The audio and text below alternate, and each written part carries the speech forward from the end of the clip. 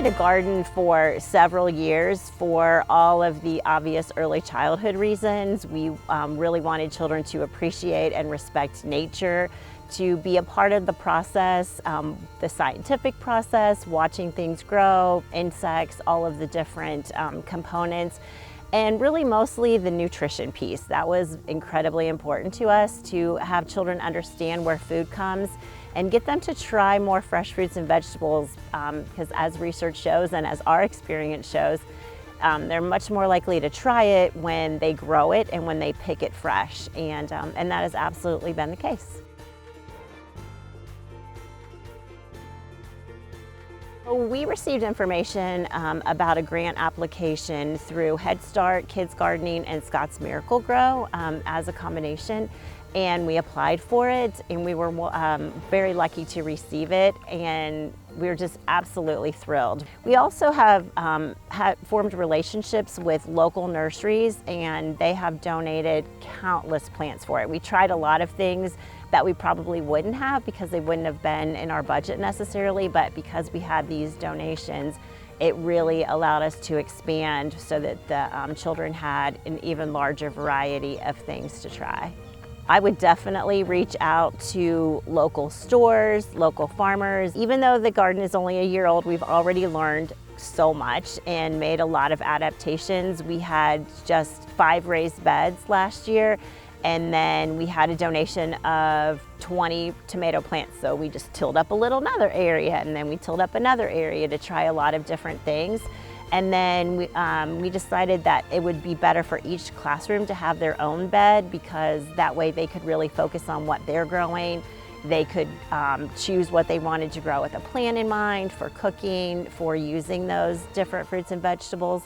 One of the most favorite parts of the garden is an empty bed with just soil and shovels, because everyone loves to dig, and that's not always in the best interest of the plants. So we have a designated area where the kids can dig, and a lot of times they pretend like they're planting. We also have added a table so that the kids can do artwork out here. They draw the flowers, they can use it for investigations of flowers, insects, all of the different ideas. We found an amazing frog in here one time, so you just never know what's gonna appear in the garden.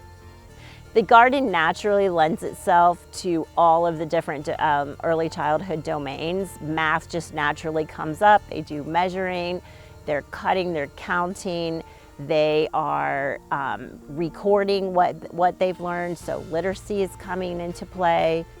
Anything you can think of. Science is just a natural. There's so much out here besides the plants that are growing. We have birds, and we have a lot, hummingbirds and butterflies and bees that are coming into the garden. So it is also teaching respect for life and for nature itself. We started out by asking families what they wanted to grow, what plants and foods were important to their culture, because we really wanted to involve our families as much as possible. Their children tell stories when they go home, and they're excited about the foods that they've tried, the foods that they've grown. We harvested some carrots this morning, which is new since it's taken so long for them to grow, so I'm sure those will be front and center in the conversations when the kids get picked up today. Several of our teachers have used the garden on a regular basis, so we have herbs and different fruits and vegetables that they're able to watch grow, and then the kids harvest it and they take it back to the classroom following all of the proper procedures for washing and making sure that the kids' hands are washed and all of those different procedures. And then they have tried a variety of different things like smoothies and ice cream and pizza, toppings on pizza, and all of those different types of ideas. It is truly a joy and a pleasure to watch the children in the garden, especially over the past year. They're very comfortable here. We have some toddlers who will go directly to their strawberry bed immediately and check to see if the strawberries are ready. They know what it looks like. Their confidence, just the way that they have so much ownership in the garden, and they're really comfortable here. It's a play place, it's a place to read, it's a place to learn, to explore. It's everything that we hoped it would be.